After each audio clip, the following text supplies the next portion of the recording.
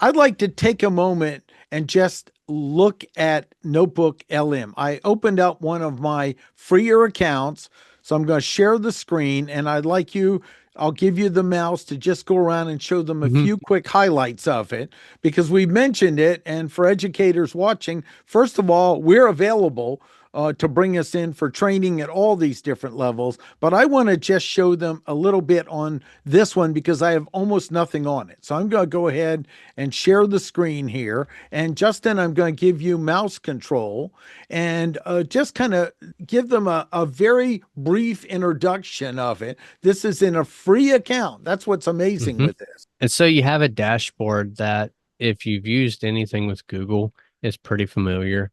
Of course, you have your organization up top. You're able to access your different documents and tools in your upper right hand corner. What's really powerful about Notebook is I get asked sometimes, how do you know what sources to use? And what I tell people is a really good practice is if you go and you create a new notebook. For example, let's look at AI in education. And so, And of let's course, pause here first because I want them to understand what this is where people get confused, Justin. right. Here's And where so, you can this is where you can upload documents, add websites, YouTubes, copy text into it, or access Google Slides and Google Docs. So this is your feeding in the information that you want it to work with. and you can even paste text in by going to paste text if you want to copy and paste it in there. And so, again, there's a variety of ways you can upload from your computer. And so, if you already have information, maybe you've been collecting various manuals and guides that you've seen on LinkedIn and you've been collecting them and you want someplace to store them so you can interact with them, you can upload them from your computer. You can go to the Discover Sources up top and you can see just like you would put in a prompt. Let's say resources for educators seeking to include AI in their curriculum and say classroom. It could be something basic like that. You'll submit it. You're going to see that it's going to do a search. And still, when you're looking at where everybody is in the race now, I say Google has got to be my favorite deep research right now. ChatGPT is a close second, but Google's come a long way. And so, as you can see here, there is AI guidance for school teachers, artificial intelligence in the future of teaching, guidance for the use of AI in K through 12. So you've got a mix of pedagogy, andragogy, adult and youth learning techniques. And so you have a pretty solid start here. And what this does too is, if you don't want one, you can also omit it. But it gives you a really good idea of, okay, so now I know if I need to go out and do some searches, I kind of know a theme of what I need to look for. And so if I'm going to import these, you'll notice you have your source list on the left-hand side of the screen. And again, depending on what you want to ask it, you can check on, off, select certain sources, omit certain sources, and then come back and include all of them.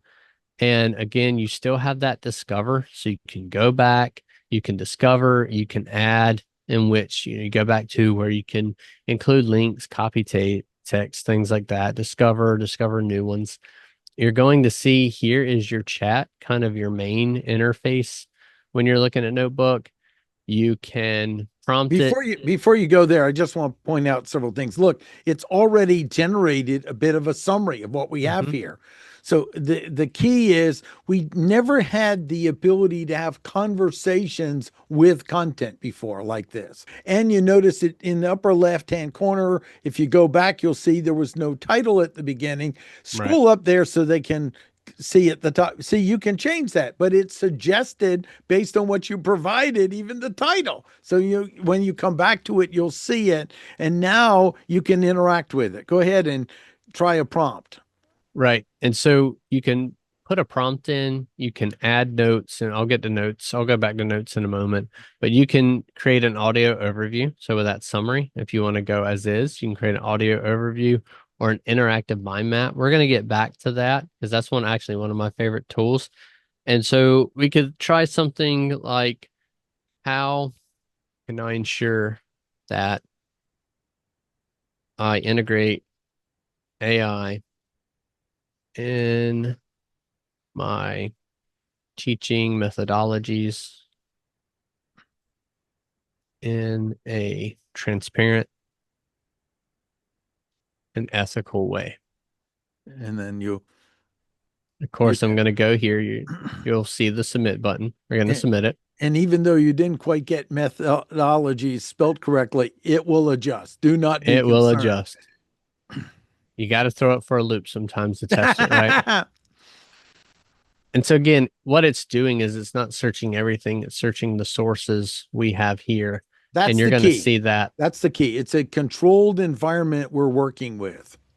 And so if you've used Microsoft Copilot, you notice it has the footnotes just like Copilot does. But what it does here is instead of going to the web, that's the toolkit we read off when we first did the discovery. Let's see. That's going to show you where it pulled from that specific Mhm. source. And so if I wanted to select, it's going Look to at that. pull that source and it's going to give some information about where in that source it pulled it from. And so then you can explore that source in a whole. If you notice it's relevant and it's popping up pretty often, then you're going to see that maybe I just need to go and read that. But again, as we scroll down, you're going to see it's much like what you expect from any prompt having an output. But again, it's specific to the sources that you have provided. And so what you can do here, you can copy it and paste it into a document, or you can save it as a note for later. You're going to see it's popping up on our right hand side, and we're going to get to do that. That allows you to pull from your sources, create outputs. Now, if you do not save it a note, you do not copy and paste it when you refresh it, it's going to disappear. We don't have like ChatGPT where you have a past discussions or past chats there. That's why it's important to save it. But I can come over here now in the studio.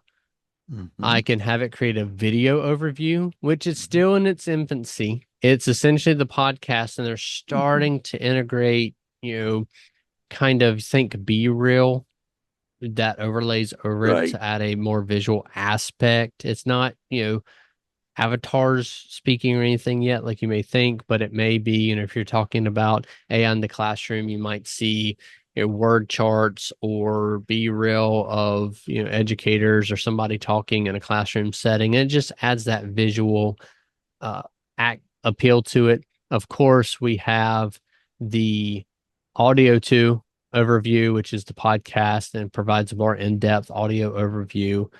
We have, drafting a document, a study guide, an FAQ, and a timeline. And so this is important in educational space where, again, organic chemistry, if we had pulled all the different sources for organic chemistry, specifically on one subset of it, because we knew we had a unit test or something coming up, then we could actually create a study guide on the topic for that specifically. That's going to help us become more knowledgeable about that subject. And then two, for anybody who this may be overwhelming to, there's a lot of text on the left side. There's a lot of text in the middle, and there's a lot to read and take in. I'm a little overwhelmed. You can actually have it create a mind map as well. And for individuals who like to see the connections between different concepts, it helps you to be able to zoom out, so to speak, to a 30,000 foot view or zoom in, you have the interactive mind maps. And this is so Incredible. powerful because, for example, AI in K through 12 education, let's look at the benefits. And so if I wanted to expand the benefits, I can see all the different benefits, the risks. I can export this, I can, download it, share it. But let's look at, okay, so plagiarism and academic dishonesty. We talked about this earlier. So when I click on that, what's going to happen is it's actually going to again reference specific sources on that topic. So if I click around and I want to look at different sources, and we're going to keep expanding here, then what you're going to see is as I click on different information, it's going to pull up different sources. So it did a lot, kind of the same concept of putting a prompt in and having it put an output, but this in a different way for a different type of learner and a different visualization. And so you think of this as a macro with the potential to dial in on. And what's Now, important here is to note this is in a fully free account. This is not a paid exactly. account. So for education, this is really valuable. The one more thing I want to say, you'll notice there's a little thumbs up, thumbs down. Mhm. If you think it's not good content, give it a thumbs down. If you think it hasn't done something correct, because that will give feedback. So this will be better for other people and it will potentially learn working with you further. And so right now, I just had it create a study guide. Let's dig into that. Short answer quiz. So now you have quizzes, and let's pull this up so we can scroll down. It has the questions, it has the discussion after it, or the answer that you can study, short answer question. And this gets you more comfortable with the questions that may be asked, how to best answer them, essay format question. It gives you a glossary of key terms. That alone right there is pretty impressive because if you're learning, say, anatomy and physiology, and you have to learn all the bones and all the muscles within the human body, just being able to pull a glossary and study the different terms is impressive enough. And so you see here, we're just looking at AI in education and the different terms and the glossary right there. That's a number of them right now. And so you can really see how adaptive this is and how this can benefit almost any type of learner. Now, with the audio overview, we can check it. I'm actually going to do to the podcast and have it generate just a basic overview. These usually take a little while for a 10 to 20-minute podcast or overview. You might be looking at 5 to 10 minutes for it to generate. It really depends on your connection and how much you have going on in Notebook. But the thing I like about it is even with conversational AI and things like ChatGPT and Copilot, where you can still kind of tell it's it's just something's off with it. It's not a real person. I am going to say when you're looking at Notebook LM, the podcast is about as natural sounding as anything I've heard out there. And Mhm. so it's really, really nice. And you really can slip into feeling like you're listening to a real podcast. And it's really powerful because, again, they have the version now that I believe it's still in beta. They might be taking that out of beta to where you can actually interact in the podcast. And so that may look like today we're talking about AI in education. How do we implement it? How do we ethical? You click on it, it says, "Oh, we have a guest speaker.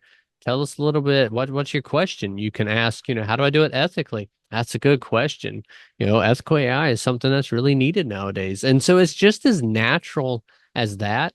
And so for a student to be able to interact and ask questions, that's going to pique their curiosity, which is going to get, really it's going to get them fired up in their brain. I mean, it's going to be setting their brain up to start building new pathways, to start collecting that information because it's going to pique their interest. They're going to have their full conversation on that rather than having a TV on in the background where they're trying to read through some heady information. So you can see how this is very powerful. And I don't think we've seen the limit to what Notebook LM can do. They just No, dropped the video overviews, and I yeah. think there's a lot more to come. I do too. This was excellent because this just gave a introduction to Notebook LM, another valuable tool, especially for students and educators. And as we say, keep the human in the loop and then also get out there and start trying things, experiment, push the limits, see where it breaks down. That's what where you're going to learn. It's just like in entrepreneurship. Justin, I say you need to try hard enough you have a chance to fail. Otherwise, you aren't going to learn something. That's right. That's excellent, and we'll put some links below. Make sure to check out our resources links. We do training of all types, from one-on-one to working with educators, professionals, small business, all of the above. Check our links below, check our resources out, make sure to click subscribe in the bell. And Justin, we're going to keep charging forward. We're going to transform all of North Carolina and be the catalyst in the state, making North Carolina the leader in the ethical, appropriate, and profitable ways of using AI. This is Martin Brossman. Dr. Justin Rose.